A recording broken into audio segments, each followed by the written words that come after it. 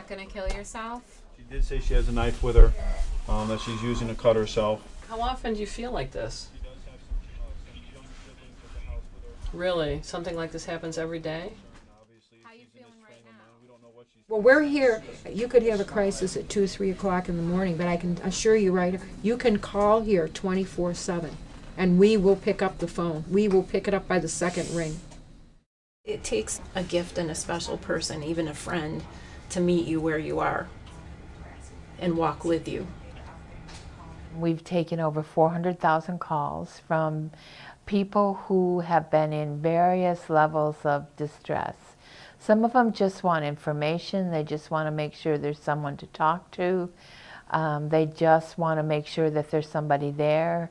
And others just want to tell someone that they're going to die. You feel a little bit better? How about your paranoia? 4 years in the United States Air Force. A licensed mental health counselor. I'm an Army officer in the reserves, and I got home from Afghanistan in 2008. I spent 14 years active duty in the Air Force. From 91 to 99. So, been go for. I've always worked with veterans. I'm a veteran myself. And you can also help him get housing, you know, through these. The proudest moments of my life were serving my country. I think we cannot do enough to help veterans. They deserve as much help as this country can give to them. Nothing less. Who do you see? Somebody at the VA. A veteran will wake up in the middle of the night from a nightmare and they don't want to disturb their wife, so they call us and we just sort of talk them down and get them tucked back in for the night. Sometimes it's weeks and weeks of ongoing pain and struggle, and they finally get our number and give us a call, and we connect them to services. I'm trying to understand what it is she's saying. Did she say you tried to hurt yourself in front of her? All we offer is our attention, and sometimes that's enough.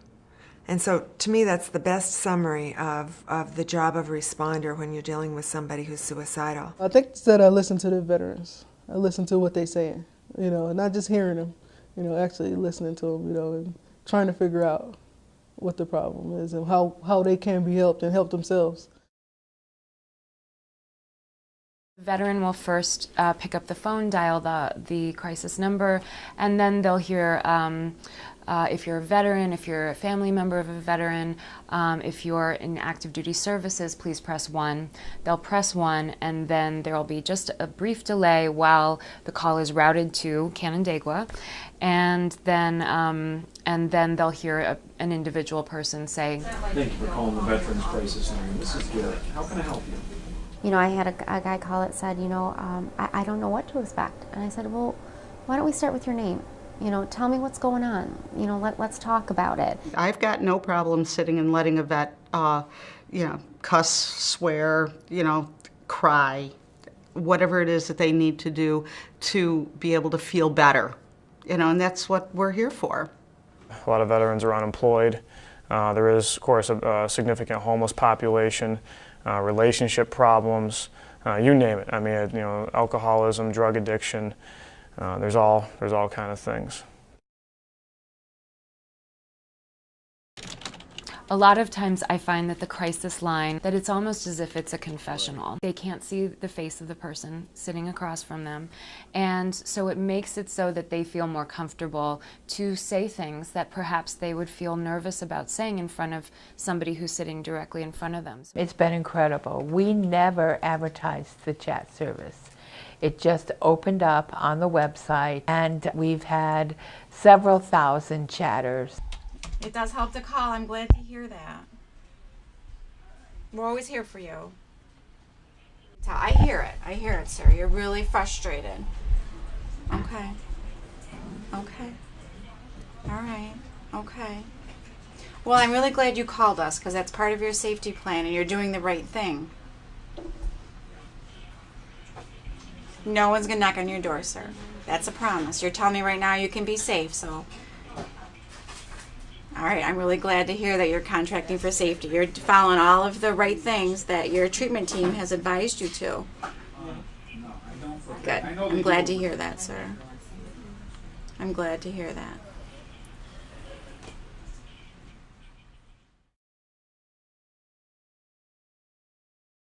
You can't do therapy an hour with somebody whose life is in crisis. So the best help I can offer is helping them, first of all, sort out whether they want to live or die. And there are some wonderful tools for that.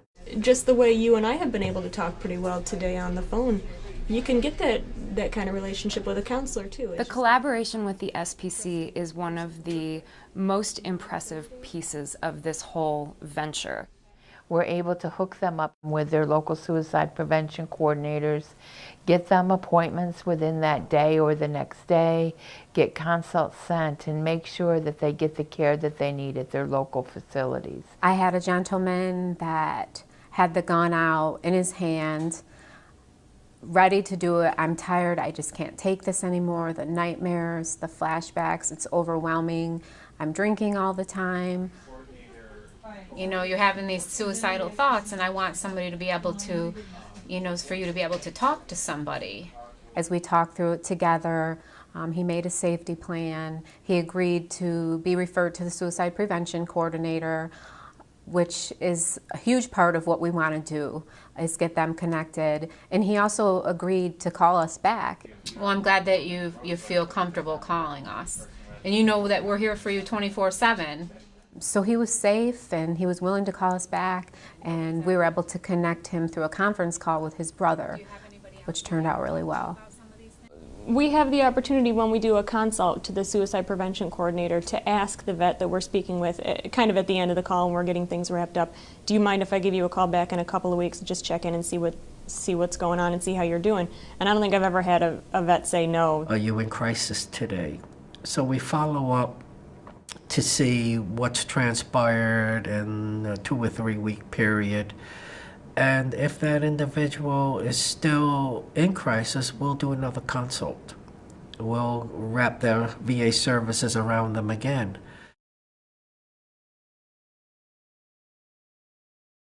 Veterans do call the crisis line. It surprises me every day the number of people who take us up on that offer. And we were able to talk. We were able to find some reasons for him to live that outweighed the reasons to die. Yes, I think we changed lives, saved lives. I think that, you know, a lot of guys are on the verge, you know, and right there, and, you know, they get that connection from us, you know, and they get the help. Call, we'll talk to you. When you first come home, there's a lot of stress. You know, the family has expectations of you. You're going through your own process of being home again. You don't have to be suicidal to call the crisis line. You can have a crisis that other people might think are not crisis. If you think it's a crisis, call. That's what's important. That if you ask us to walk a mile with you, we'll say no. We'll walk 2 with you. If you're in a crisis, call.